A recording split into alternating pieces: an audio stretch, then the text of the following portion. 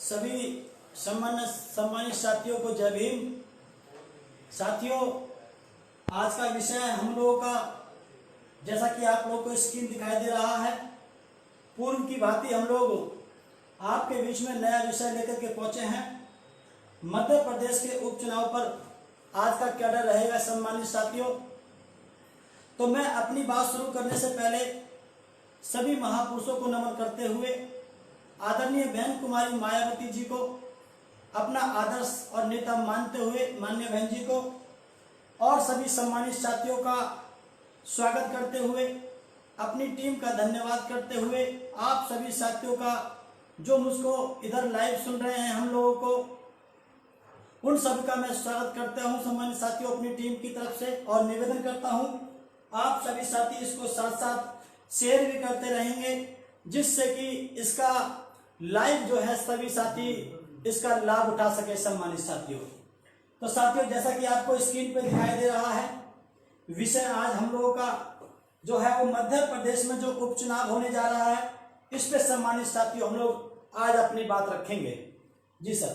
साथियों, हालांकि मध्य प्रदेश के लोग जानते हैं, लेकिन मध्य प्रदेश से बाहर के लोगों को हम लोग जानकारी देना चाहते हैं कि मध्य प्रदेश के अंदर कुल सीट 230 है और साथियों उसके अंदर जो है 116 या उससे अधिक जिस पार्टी के पास में विधायक होंगे उसकी सम्मानित साथियों मेजॉरिटी से सरकार बन पाएगी। ये वहां की स्थिति है सम्मानित साथियों। साथियों, इससे पहले की जो स्थिति है वो हम आपको बता दें कि पिछले अभी 2 साल पहले 2018 में वहां पर विधानसभा का चुनाव हुआ था, आम चुनाव हुआ था, जिसमें सम्मानित साथियों कांग्रेस के पास 114 सीट आई थी जीत करके। और साथियों उसमें से 25 सीट जो है कांग्रेस की। साथियों मैं आपको ये बताना चाहता हूं, ये हमारा स्टडी किया हुआ है, इसमें नियर अबाउट 1-2 इधर उधर हो सकता है, लेकिन मैटेरियल जो है वो ये है। इस बात का आप लोग ध्यान रखें, इसमें जितना हो सका हमने उसको निकाल करके आपके बीच में पहुंचाने का काम किया है। ये उस समय साथियों 114 सीट कांग्रेस जीती थी। 25 जो विधायक हैं वो बीजेपी में चले गए थे। 22 विधायक एक बार गए थे जब टीवी में चर्चा हो रही थी, जब आपको जानकारी होगी लॉकडाउन के समय में। उसके बाद 3 और चले गए हैं, जैसे वहां के लोगों से जानकारी मिली है। इसी प्रकार से साथियों 114 में से 25 अगर निकाल देते हैं तो 89 सीटें इस समय कांग्रेस के पास बचती हैं। साथियों आप अच्छी तरह से जानते होंगे। तो आप साथियों बताना चाहते हैं 89 में उस समय 114 में 116 पूरे करने के लिए 2 सीटें कम थी, 25 उसकी निकल गई हैं, 27 सीटों पर चुनाव होना है। तो इसका मतलब साथियों कांग्रेस को फिर से 27 की 27 सीटें जीतने की आवश्यकता है। ऐसा साथियों आप लोगों को यहाँ पर जानकारी हम लोगों ने दी। ये 2 25 गई हैं, लेकिन 2 वो कौन सी हैं जो यहाँ पर पहले 116 पूरी होने में कम थी साथियों। तो ये 27 सीटें मतलब ये है कांग्रेस जो 27 सीटों पे जो चुनाव हो रहा है मध्य प्रदेश में, उपचुनाव जो हो रहा है 27 सीटों पे उपचुनाव है, 27 की 27 सीटें अगर कांग्रेस जीत पाएगी तो साथियों कांग्रेस की सरकार दोबारा से बन पाएगी। ऐसा हम आपको बताने का यहाँ पर काम कर रहे हैं। भाजपा के साथियों, भाजपा की 109 सीटें जीती थी 2018 में, 109 सीटें जीती थी। उसमें से 2 जो विधायक हैं उनके एक्सपायर कर गए हैं, 107 विधायक बचते हैं। 116 पूरा करने के लिए 9 सीटों की आवश्यकता जो है वो भाजपा को है। तो साथियों 27 में से 9 सीटें भाजपा जीत पाएगी तो उसकी सरकार साथियों बनी हुई रह पाएगी, बच पाएगी। ये हमने साथियों आपको यहाँ पर बताने का प्रयास किया, क्योंकि 27 सीटों पे चुनाव है। इसमें से 25 सीटें जो है वो कांग्रेस से उधर गई हैं, विधायक लोग उनकी मान्यता रद्द हुई है। और 2 सीटें जो है हमने यहाँ पे जो बताया ये एक्सपायर कर गए हैं, ये जो है एक्सपायर कर गए हैं भाजपा के 2 विधायक। तो 25 और 2 27 सीटों पे वहां पर उपचुनाव है। और हमने बताया कि 27 की 27 अगर कांग्रेस जीतेगी तो उसकी सरकार द्वारा बन पाएगी। ऐसी स्थिति में सम्मानित साथियों 2018 के चुनाव में बीएसपी के पास 2 विधायक थे और सपा के पास में साथियों 1 विधायक था। 4 निर्दलीय जीते थे। उसमें एक छोटी सी कोई पार्टी थी, 3 निर्दलीय थे, तो हम 4 को निर्दलीय मान के चलते हैं। ये साथियों हम आपको बता रहे हैं। एक बात थोड़ा सा को कर दो, ये हम कंडीशन बताएंगे साथियों, कैसी कंडीशन है उसकी आगे बताऊंगे। ये उस समय मौजूदा स्थिति जो है ये हम आपको बताएंगे सम्मानित साथियों कांग्रेस की क्या स्थिति है। ये कंडीशन नंबर 2 भाजपा के बारे में हम आपको बताएंगे। कंडीशन नंबर 2 में भाजपा क्या स्थिति है, भाजपा के बारे में साथियों इसमें बताएंगे सब कुछ, कैसे कैसे उसको क्या जरूरत है। कंडीशन नंबर 3 बसपा के बारे में हम आप लोगों को बताएंगे इसमें, इस कैडर के अंदर। और इस प्रकार से ये बसपा के बारे में बातचीत चल रही है सम्मानित साथियों। इस प्रकार से उपचुनाव के बाद क्या स्थिति होगी पूरे चुनाव की, वो हम आपको बताएंगे। इस प्रकार से चलते हुए सम्मानित साथियों हम लोग तुलनात्मक अध्ययन करेंगे तीनों पार्टीज का, ये हम आपको बताएंगे। और उदाहरण के तौर पर साथियों हम लोग निष्कर्ष करते हुए आपको ये सारी बातें बताने का काम करेंगे। तो इसलिए मेरा आप लोगों से निवेदन है कि आप लोग खुद भी सुने और इस वीडियो को साथ के साथ शेयर भी करते जाएं, जिससे कि ज्यादा से ज्यादा साथी इसको सुन सके सम्मानित साथियों। तो हम लोग साथियों पीछे वाली बात में थे, अब हम कंडीशन नंबर 1 पे आते हैं। अगर चुनाव होता है तो किस तरह की स्थिति सम्मानित साथियों कांग्रेस की रहेगी, ये हम आपको बताने का प्रयास करते हैं। कांग्रेस की स्थिति 114 विधायक थे उसके पास में, हमने आपको बताया 25 जो है वो छोड़ करके चले गए हैं सम्मानित साथियों। तो इस समय उसके पास 89 विधायक कांग्रेस के पास बचे हुए हैं। उपचुनाव में सरकार बनाने के हेतु अपेक्षित सीटें जो हैं कांग्रेस को कितनी चाहिए, 27 सीटें चाहिए, जैसा कि हमने आपको पहले बताया है, क्योंकि उसके पास में 89 है, 116 पे पूर्ण बहुमत बनता है उसका। 27 की 27 सीटें कांग्रेस को जीतनी पड़ेंगी, तब जाके कांग्रेस की सरकार बन पाएगी। ऐसा आप अच्छी तरह से समझ सकते हैं कि 27 की 27 सीटें किसी भी कीमत पे कांग्रेस नहीं जीत पाएगी। तो जिन लोगों के दिमाग में कांग्रेस की जो बात चल रही थी, जो हम वहां पे घूम करके आए हैं, उनको इस बात को सम्मानित साथियों समझना पड़ेगा। मौजूदा परिस्थिति में कांग्रेस की जीतने की संभावना अगर 1% हम लोग ये देखें, कांग्रेस के बारे में साथियों हम लोग यहाँ पर बात कर रहे हैं, अभी दूसरी पार्टी के बारे में बाद में बात करेंगे, ये घटेंगी बढ़ेंगी ये हम आपको साथियों बताना चाहते हैं। अगर हम लोग देखते हैं कि 20 सीट भी कांग्रेस जीत जाती है, हालांकि संभावना नहीं है, लेकिन हम एक बार के लिए लेकर के चलते हैं, लोगों का जो भ्रम है उसके बारे में साथियों हम लोग बताएंगे। अगर 1% के लिए 27 में से 20 सीट कांग्रेस जीत जाती है, यदि 4 निर्दलीय सीट जो है अगर उसके साथ जोड़ दी जाए, अगर कांग्रेस के साथ जो 20 सीटें जो जीतती है 1% हम बता रहे हैं, कुल जो सीटें हैं 89 उसके पास पहले बची हुई हैं, 20 सीटें भी जीती हुई मान लेते हैं, 4 निर्दलीय जोड़ देते हैं तो पूरे 113 हो जाते हैं। अब बहुमत के लिए सम्मानित साथियों उसको 116 सीट की आवश्यकता है। यहाँ पर सम्मानित साथियों अगर ऐसा भी होता है 1% तो तब भी 3 सीट की आवश्यकता है। निर्दलीय को जोड़ने के बावजूद भी ये साथियों आपको समझने की बहुत सख्त और बहुत ही ज्यादा आपको साथियों समझने की जरूरत है। कांग्रेस को सरकार बनाने के लिए सीटों की अभी भी आवश्यकता 116 जो पूर्ण बहुमत की सरकार इसमें बनती है, 100 और इसमें जो है 113 साथियों इसके बन रहे हैं, जो हमने यहाँ पे दिखाया है आपको। अभी भी 3 सीटों की उसको आवश्यकता महसूस है, ये बात साथियों आपको समझनी है। ये जब बता रहे हैं हम लोगों को, जब कांग्रेस की स्थिति थोड़ी सी अगर ठीक होती है तो इसमें साथियों कंडीशन है, हमने ये बात बताने का प्रयास किया। और कंडीशन चेंज भी हो सकती है, होगी 100%, वो हम आपको आगे बताएंगे साथियों। कंडीशन नंबर 2, अगर हम भाजपा की स्थिति के बारे में बात करें, 109 विधायक हैं, 2 उनके साथियों उनके एक्सपायर हो गए हैं, हमने आपको पहले बताया। 107 मौजूदा विधायक बीजेपी के पास है। उपचुनाव में सरकार बनाने हेतु जरूरी अपेक्षित सीटें जो हैं 116 पे सरकार बनती है, 107 उसके पास है, 9 की उसको जरूरत है। सम्मानित साथियों 9 सीटें अगर भाजपा द्वारा से जीत पाएगी तो उसकी सरकार साथियों बन पाएगी, मतलब बच पाएगी जो उसकी सरकार चल रही है भाजपा की, ये आपको साथियों समझने की जरूरत है। देश व प्रदेश में भाजपा के खिलाफ जन आक्रोश के कारण उपचुनाव में जीतने वाली संभावित सीटें 4 हैं। साथियों जिन 27 सीटों में चुनाव है उसके बारे में हम आपके बीच में अपनी बात रख रहे हैं। भाजपा को लेकर के 2 एक्सपायर हो गए हैं, ये साथियों आपको जानकारी रखनी पड़ेगी। और 27 सीटों में जो उपचुनाव है, क्योंकि आज की स्थिति में भाजपा के पक्ष में माहौल नहीं है, सब लोगों को जानकारी है। लॉकडाउन का मिसयूज किया इन लोगों ने, सारे प्राइवेट करते जा रहे हैं, नौजवान बेरोजगार हैं, आप अच्छी तरह से जानते हैं। अगर मैं समस्याएं गिनवाना शुरू करूंगा तो साथियों समय बहुत ज्यादा लग जाएगा, आप अच्छी तरह से सोशल मीडिया के माध्यम से जानते हैं, क्योंकि जो इनकी जो मेन स्ट्रीम मीडिया है वो तो मैनेज्ड है, इस बात को भी साथियों देश अच्छी तरह से जानता है, वो नहीं दिखाएगा। तो भाजपा की स्थिति ठीक नहीं है, ये आप कहीं पर भी जान सकते हो। तो साथियों इस प्रकार से 107 में जो उसके पास बचे हुए हैं, हमने जो पहले बताया 107 में से 109 में से 2 की एक्सपायर हो गए, 107 बचे हैं। 4 इसमें इनकी भी जोड़ दी जाए जो इनको सम्मानित साथियों जो इनको हमने जीते दिखाए हैं, तो 111 हो जाते हैं। लेकिन साथियों यहाँ पे आपको समझने वाली बात यह है, आप सोचेंगे कि यहाँ पे 111 जो विधायक हैं इनके जो बन रहे हैं, इसमें अगर 4 निर्दलीय जोड़ दिए जाएंगे तो 115 हो जाएंगे। साथियों आप लोग सोचेंगे कि सरकार बनाने के लिए 116 विधायक चाहिए, भाजपा के पास 115 विधायक हैं। लेकिन सम्मानित साथियों आपको ये बात समझनी पड़ेगी कि यहाँ पर जो है भाजपा के पक्ष में माहौल बिल्कुल भी नहीं है। मैं तो ऐसा मानता हूँ, जो हम लोग वहां पर घूमे हैं, हमने वहां पे जो 150 मीटिंग करी है, हमने ब्राह्मण समाज में भी मीटिंग करी है, हमने बघेल समाज में भी मीटिंग करी है, हमने खटीक समाज में भी मीटिंग करी है, हमने वाल्मीकि समाज में भी मीटिंग करी है, हमने सभी बिरादरी के लोगों में मीटिंग करी है, गुर्जर समाज में भी हमने मीटिंग की है। आज की डेट में भाजपा की तरफ एक भी सीट आने की स्थिति में नहीं है। लेकिन हमने तब बताया है अगर भाजपा की तरफ कुछ होता है तो। साथियों ये कंडीशन हमने वर्ड ऊपर यूज किया है। अब साथियों हम आगे आपको और बताएंगे।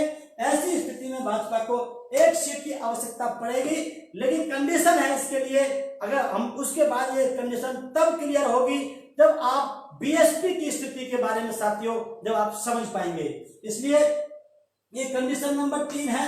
बसपा की स्थिति, कुल जीती हुई सीटें इस समय वर्तमान में 2 हैं। साथियों ये वो सीट है पूर्व में हुए विधानसभा चुनाव में बसपा की जीती हुई अथवा मजबूत सीटें साथियों इस प्रकार से हैं। ये जो एक जौरा है, ये सुमावली है, ये दिमावली है, ये अंबा है, ये सदर है, ग्वालियर ग्रामीण है, करैरा है, पौड़ी है, ये सब साथियों ये सब सीटें हैं। ये साथियों 11 सीट ऐसी हैं जो कि पिछले चुनाव में सम्मानित साथियों दूसरे स्थान पे रही हैं, जिनको हम लोग हजार 2,000 वोट से हारे हैं 2018 के चुनाव में। तो इसलिए सम्मानित साथियों इन सीटों की हमारी जीतने की 100% संभावना बनी हुई है।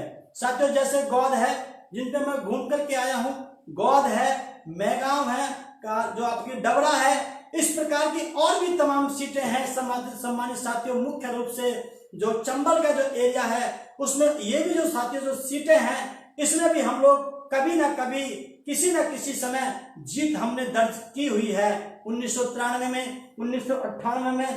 तो सम्मानित साथियों ये सीटें भी हम कभी ना कभी जीते हैं, कभी 93 में जीते हैं किसी को, तो कभी किसी को 98 में जीते हैं, किसी को 8 में जीते हैं। ऐसे करते हुए सम्मानित साथियों हम लोगों ने इन सीटों को जीता है। हमने सारी सीटों के बारे में बात नहीं करी। जो सीटें मजबूत हैं, जिनको हम हजार 1500 वोटों से हारे हैं, आप लोग इसको नेट पे भी सर्च कर सकते हैं। बहुत कम मार्जिन से जिन सीटों को हम हारे हैं तो उनके बारे में हमने जिक्र किया है। तो इस प्रकार से चंबल में सटी हुई जो लगभग 15 सीटें हैं उन पर हम साथियों मजबूती से उभर कर आएंगे। ये साथियों हमने आपको बताई। तो 15-20 सीटें हमारी यहाँ बहुत मजबूत हैं। 2 सीटें हम जीत चुके हैं। ये इस समय हम बसपा के बारे में आप लोगों को बता रहे हैं सम्मानित साथियों। जी सर। साथियों अगर इन 15 सीटों में से हम 8 सीटें जीतने में भी सफल हो गए तो हमारे पास साथियों 8 सीटें जीती हुई और 2 सीटें हमारे पास ऑलरेडी हैं। आप अच्छी तरह से जानते हैं, पथरिया से हमारी रमाबाई बहन है और साथियों संजू जो कुशवाहा जो ठाकुर समाज से हैं वो मुरैना की तरफ से साथियों वहां पे विधायक हैं। इस प्रकार से साथियों हमारे पास में जो है 10 सीटें बसपा के पक्ष में आएंगी। वो हमने पहले कंडीशन बताई थी कांग्रेस के बारे में, बीजेपी के बारे में सेकंड नंबर की कंडीशन में बताया था और थर्ड नंबर की जो कंडीशन है वो बीएसपी के बारे में बताई है। अगर इनकी सीट हमारी इस प्रकार से बढ़ती हैं तो सम्मानित साथियों उनकी सीटें कम होंगी। ये साथियों हम आपको बताएंगे, क्योंकि कंडीशन नंबर 1 और कंडीशन नंबर 2 हम आपको पहले बता चुके हैं। ये कंडीशन नंबर 3 हमने आपको बताई है। तो साथियों इस प्रकार से कांग्रेस के पास 103 विधायक, इसमें साथियों जो हमने बताया इसके पास 103 विधायक और बीजेपी के पास में सम्मानित साथियों 111 विधायक हो रहे थे। निर्दलीय को हमने यहाँ से आउट रखा है, क्योंकि साथियों निर्दलियों के अपने अपने अलग फैसले होते हैं। उनको अगली बार अगर जीतना है तो उनको समाज के हित में, देश के हित में फैसले लेने होंगे, क्योंकि पार्टी से ऊपर उठ करके उस क्षेत्र के लोगों ने उनको विधायक बनाया है। तो इसलिए उनको बहुत सोच समझ के फैसले लेने होंगे कि किधर जाना है और किधर नहीं जाना है। ये बात साथियों हमने आपको बताई। उस समय अगर हम लोगों को इन कंडीशन के हिसाब से जो हमने आपको पहले बताया है उसमें साथियों 113 विधायक कांग्रेस के पास बचते हैं और अगर हम निर्दलीय को हटा देते हैं तो 111 बीजेपी के पास बचते हैं। उपचुनाव साथियों पूरा होने पर उपचुनाव के परिणाम के बाद की स्थिति क्या है ये आपको साथियों समझनी होगी। हमने आपको बताया बसपा के पास 10 विधायक होंगे, बसपा के पास 10 विधायक, बहुजन समाज पार्टी के पास 10 विधायक होंगे। हम वैसे ही बात नहीं कर रहे हैं, हमारे बहुजन समाज पार्टी के मध्य प्रदेश के अंदर जहां मुझे जानकारी मिली है कि 13 विधायक हम लोग वहां पर जीत भी चुके हैं सम्मानित साथियों। तो 10 विधायक बीएसपी के पास होंगे, क्योंकि हम लोग घूम करके आए हैं पूरे प्रदेश के, हम जो चंबल की काफी सीटों पे हम लोग विजिट करके आए हैं। सभी जाति धर्म बिरादरी के लोग रुष्ट हैं, इसलिए सम्मानित साथियों बसपा की तरफ रुख है। उन सीटों के बारे में हम आपको बताना चाहते हैं कि ऐसी स्थिति में साथियों हमारे पास में यहाँ पर 10 विधायक बसपा के पास होंगे, बीजेपी के पास में 107 + 3 अगर वो जीतती है, एक कम वहां पर हुई है, तो सम्मानित साथियों यहाँ पे 110 विधायक भाजपा के पास होंगे, इसको आप लोग समझ सकते हैं। कांग्रेस के पास 89 है, 16 जीतती है, 20 की जगह हम कुछ कम किए हैं, आप समझ सकते हो। हालांकि स्थिति बहुत गंभीर भी होगी, ये सीटें बढ़ भी सकती है वहां पर सम्मानित साथियों। बहुत अच्छा माहौल बसपा के पक्ष में है, तो 16 सीटें अगर जोड़ते हैं तो 105 सीटें जो है वो कांग्रेस के पास होंगी, और सपा के पास 1 है, निर्दलीय 4 हैं, तो 10 सीट बसपा, बीजेपी 110, 105 कांग्रेस और सपा के पास 1 और निर्दलीय 4। इस प्रकार से मिला के सम्मानित साथियों ये 200 सीट कंप्लीट होती हैं। आगे हम आपको तुलनात्मक अध्ययन करके बताना चाहेंगे सम्मानित साथियों। उपरोक्त आंकड़ों के अनुसार सरकार बनाने के लिए अपेक्षित सीटें जो वहां पर उसकी रिक्वायरमेंट जो है वो आपको देखनी पड़ेगी। जो हमने पहले बताया आपकी पीछे वाली स्लाइड में, तो भाजपा को सरकार बनाने के लिए 6 सीट की आवश्यकता पड़ेगी सम्मानित साथियों, क्योंकि उसके पास पीछे तरफ समझिए, उसके पास में सम्मानित साथियों ये 116 है, वो 110 है, 116 चाहिए, तो इसको 6 सीट की आवश्यकता पड़ेगी। आगे चलाइए, यहाँ पे बीजेपी को 6 सीट की आवश्यकता पड़ेगी और यहाँ पे कांग्रेस को 11 सीट की आवश्यकता पड़ेगी और बीएसपी के पास 10 सीटें सम्मानित साथियों होंगी। यहाँ पे साथियों जो सबसे मुख्य बात जो समझने वाली है, इस स्थिति में भाजपा और कांग्रेस दोनों ही अगर निर्दलीय की भी मदद लेती हैं, अगर इसमें 4 निर्दलीय साथियों हम लोग जोड़ देते हैं तो बसपा के तो साथियों फिर भी ये लोग जो हैं पूर्ण बहुमत में नहीं आ पा रहे हैं। इसमें हम 4 जोड़ देते हैं तो तब भी इनके पास सीटें कम पड़ती हैं, यहाँ पे 4 जोड़ते हैं तब भी सीटें साथियों कम पड़ती हैं। इस प्रकार से सत्ता की जो चाबी है वो बहुजन समाज पार्टी के पास होगी, क्योंकि जितनी सीटें ये दोनों पार्टी जीत रही हैं अलग अलग, अगर उसमें 4 निर्दलीयों को भी जोड़ देते हैं तो तब भी ये सरकार बनाने की स्थिति में नहीं है। बहुजन समाज पार्टी की इनको साथियों दोनों पार्टियों को आवश्यकता पड़ेगी। ये बात हम साथियों आपको बताने का प्रयास कर रहे हैं सम्मानित साथियों। अब आपको साथियों तुलनात्मक अध्ययन यहाँ पे आपको समझना है। कांग्रेस को सरकार बनाने के लिए 11 सीट की आवश्यकता है, जो हमने पहले बताया। अगर हम लोग 4 निर्दलीय को बाहर करते हैं तो 4 जो निर्दलीय हैं पहले हम लोग जोड़े थे तब साथियों अलग स्थिति थी, अब हमको 4 निर्दलीय अगर हम लोग बाहर कर देते हैं तो कांग्रेस को सरकार बनाने के लिए 11 सीट की आवश्यकता है। बसपा के पास उपचुनाव के बाद जो है 10 सीटें होंगी सम्मानित साथियों, और भाजपा को सरकार बनाने के लिए 6 सीटों की आवश्यकता है अगर हम निर्दलीयों को आउट कर देते हैं तो। और ऐसी स्थिति में साथियों एक सपा के पास है 4 निर्दलीय विधायक साथियों अलग हैं, अगर इनको जोड़ेंगे तो वो कंडीशन दूसरी होगी। ये आपको साथियों हम लोग बताएंगे। सबसे बड़ी यहाँ पर समझने वाली बात यह है कि ये लोग जो है कांग्रेस हो चाहे भाजपा हो, अगर 4 निर्दलीय को साथ में लेती है तब भी वो बसपा के बिना सरकार बनाने की स्थिति में नहीं है। ये बात साथियों हम आपको बताने का प्रयास कर रहे हैं यहाँ पर। जी सर। अब साथियों हमने जो आपको कंडीशन बताई वो स्थिति ये थी। अब हम साथियों उदाहरण के माध्यम से हम आपको बताना चाहते हैं कि अगर बसपा बैलेंस ऑफ पावर बनती है तो किस स्थिति में रह सकती है, ये हम साथियों आपको बताने का यहाँ पे प्रयास कर रहे हैं। किस प्रकार से बैलेंस ऑफ पावर का मतलब क्या है? बैलेंस ऑफ पावर का मतलब है जिसके बिना सरकार ना बन पाए। उसके लिए कितनी सीट आपके पास है ये मायने नहीं होता। अगर एक सीट से भी सरकार फंसती है तो वो सीट भी बैलेंस ऑफ पावर कहलाती है। उदाहरण के रूप में साथियों झारखंड के अंदर साथियों यहाँ पे पार्टी आप लोग अपने हिसाब से लोकल पार्टीज में जोड़ सकते हो, आप लोग लोकल पार्टीज को भी आप इसमें जोड़ सकते हो। लेकिन साथियों वहां पर 81 सीटें हैं, वहां पर 81 सीटें हैं। कांग्रेस का जो खेमा था निर्दलीय को मिलाकर के या अपने जो है छोटी छोटी पार्टियों को मिलाकर के जो उसकी अलायंस वाली पार्टियां थी, इन सबको मिलाकर के सम्मानित साथियों 81 सीटों में से 40 सीटें कांग्रेस के पास साथियों उस समय तैयार थी, 40 विधायक उसके पक्ष में थे। भाजपा के पास भी साथियों जो स्थिति इसकी रही है वही स्थिति सम्मानित साथियों सभी को जोड़ करके इस स्थिति में साथियों 40 विधायक भी भाजपा के खेमे में थे, जो कि बड़ी पार्टी के रूप में साथियों उभर के आई थी। और वहां की लोकल पार्टियां इनमें से कोई किसी के पक्ष में थी, कोई किसी के पक्ष में थी, और साथियों एक निर्दलीय विधायक किसी भी पक्ष में नहीं गया था। आपको साथियों ये जानकारी नेट पर मिल सकती है। तो इस प्रकार से सम्मानित साथियों 81 टोटल सीट थी झारखंड के अंदर।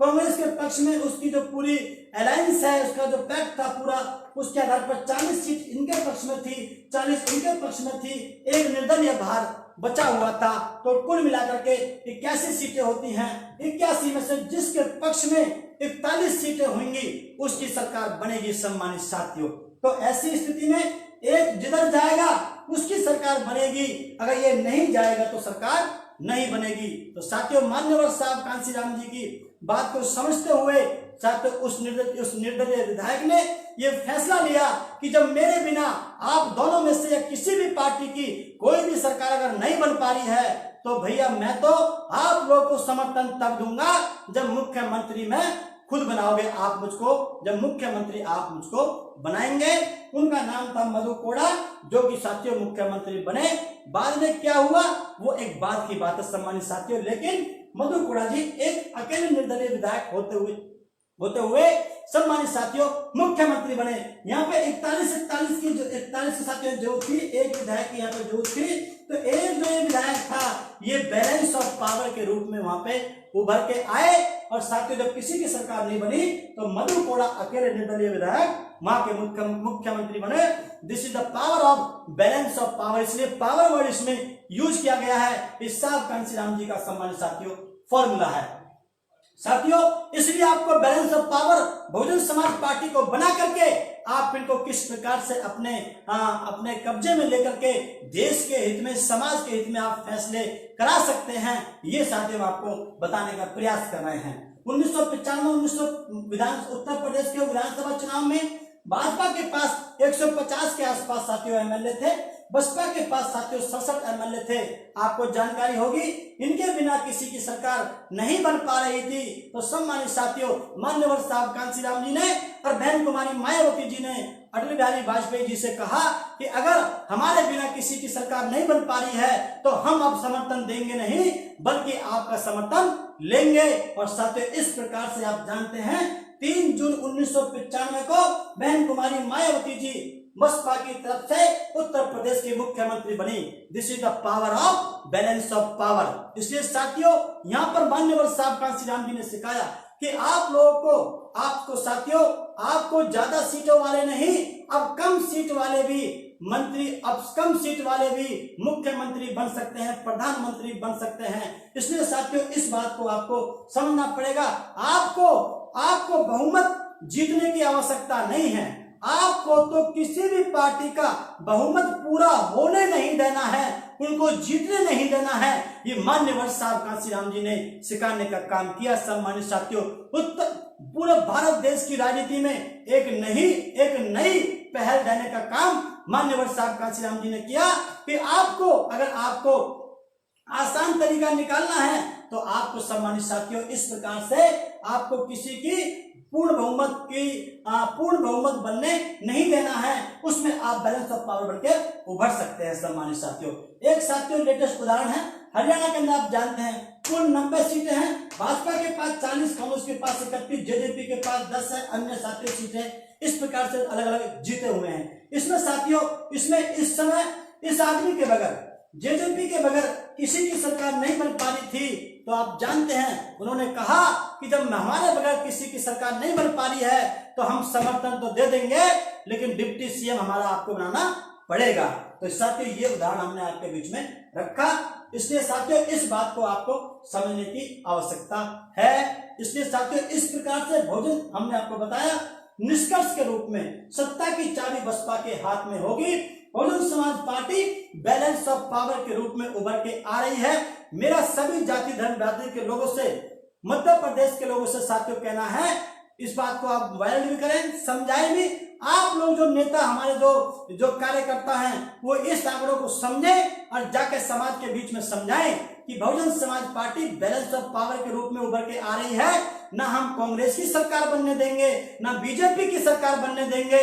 तो साथियों जब हमारे पास बैलेंस ऑफ पावर होगी तो आदरणीय बहन कुमारी मायावती जी ये आदेशित करेंगी पूरी पार्टी के विधायकों को और उन लोगों से बातचीत करेंगी कि भैया मेरे को ऐसा उम्मीद है। और आपको पता है ऐसी स्थिति में माननीय बहन जी देश के हित में फैसला लेंगी, सभी दलों से ऊपर उठ करके और जातिवाद के मामलों से ऊपर उठ करके देश हित में, समाज हित में बहन जी फैसला लेंगी। और बहन जी कहेंगी कि भैया अगर आपको सरकार बनानी है तो हमारा कम से कम बहुजन समाज पार्टी का डिप्टी सीएम होना चाहिए, जिससे कि भोपाल के अंदर मुख्यमंत्री के बगल वाले जो कमरा है उसमें हमारे बीएसपी के हमारे विधायक का जो उप मुख्यमंत्री बनेंगे वो वहां पर जाकर के बैठेंगे और ये पता लगाएंगे कि आप लोग क्या कर रहे हैं, आप क्या नहीं कर रहे हैं। समाज के हित में आपको फैसले लेने पड़ेंगे।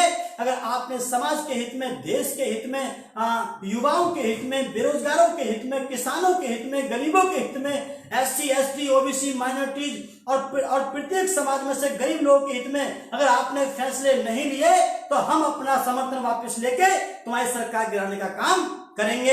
ऐसा साथियों इस प्रकार से बैलेंस ऑफ पावर के रूप में बहुजन समाज पार्टी उभर के आ रही है। मेरा सभी साथियों से निवेदन है, जो मैं घूम करके आया हूं, मैं उन्हीं सीटों पर गया हूं जहां हम कभी न कभी सीटों को जीते हैं, क्योंकि हमको साथियों, सम्मानित साथियों, हमको किसी भी कीमत पे इस मौके को नहीं टूटना है, क्योंकि दोनों के खिलाफ माहौल है। क्योंकि आप जानते हैं भाजपा उन्हीं को टिकट दे रही है अधिकांश जो कांग्रेस की तरफ से गए हैं, और उधर वो कांग्रेस से इस बात से रुष्ट हैं कि ये बेच करके चले गए हैं, तो वो कांग्रेस से भी रुष्ट है और भाजपा से इसलिए रुष्ट है कि एक तो उनके काम ठीक नहीं है, ऊपर से वही विधायक थोप दिए गए हैं जो बिक करके आए हैं। तो साथियों ऐसी स्थिति में आप समझ सकते हैं भाजपा को या कांग्रेस को विधायक क्यों खरीदने पड़ रहे हैं, क्योंकि वो जीतने की स्थिति में नहीं है। चाहे आपके राजस्थान के अंदर कांग्रेस ने विधायक खरीदे हों, चाहे आपके मध्य प्रदेश के अंदर बीजेपी ने खरीदे हों, क्यों खरीद रहे हैं ये 50-50 करोड़ में, 35-35 करोड़ में? क्यों? क्योंकि ये जीतने की स्थिति में नहीं है। इसलिए साथियों पूरा देश के लोग, सभी नौजवान साथी, सभी लोग, किसान लोग, मजदूर लोग, सभी आज इन दोनों पार्टियों के खिलाफ हैं।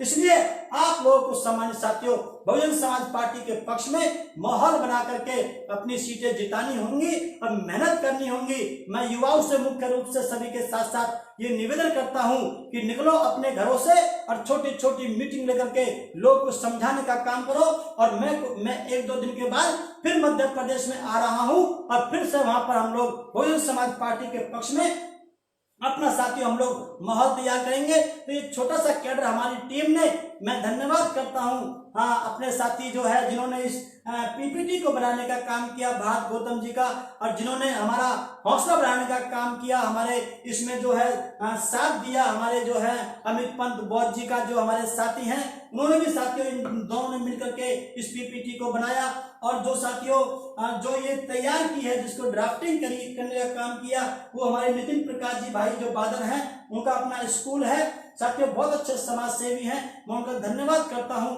और जो इस समय PPT को आपकी स्क्रीन पर दिखा रहे हैं, मैं अमित निमेश जी का धन्यवाद करता हूं। जो आवाज को चेक कर रहे हैं, इंजीनियर साहब का भी मैं धन्यवाद करता हूं। और जो बाहर हमारी पूरी टीम जो लगी हुई है मुस्तैदी से, उनका भी मैं धन्यवाद करते हुए आखिर में ये निवेदन करता हूं कि साथियों ये आखिरी दौर है, इसमें साथियों आप लोग को समझ के चलना होगा और किसी के बहकावे में न आकर के जो छोटी छोटी फूट डाल करके दूसरी पार्टी से मैनेज होकर के सम्मानित साथियों जो इस मूवमेंट में फूट डालने का प्रयास कर रहे हैं उनसे बचकर निकलना होगा और आदरणीय बहन कुमारी मायावती जी को इस देश में मजबूत उनके हाथ करने के लिए आप लोग को काम करना होगा। इसी आशा और उम्मीद के साथ कि आप लोग काम करेंगे और बहुजन समाज पार्टी के समर्थन के बगैर किसी की भी सरकार नहीं बन पाएगी। हम 10 विधायकों को और बढ़ा करके 15 विधायक करने का काम करेंगे। इसी आशा और उम्मीद के साथ मैं अपनी वाणी को विराम देता हूं। धन्यवाद करता हूं जो आप सुन रहे हो और जो आगे और लोग सुनेंगे। आप लोग इसको ज्यादा से ज्यादा शेयर करें जिससे कि इस बात को ज्यादा से ज्यादा लोग जान सकें। इसी के साथ मैं अपनी वाणी को विराम देता हूं। जय भीम, जय भारत, जय कांसीराम, जय बसपा। धन्यवाद साथियों।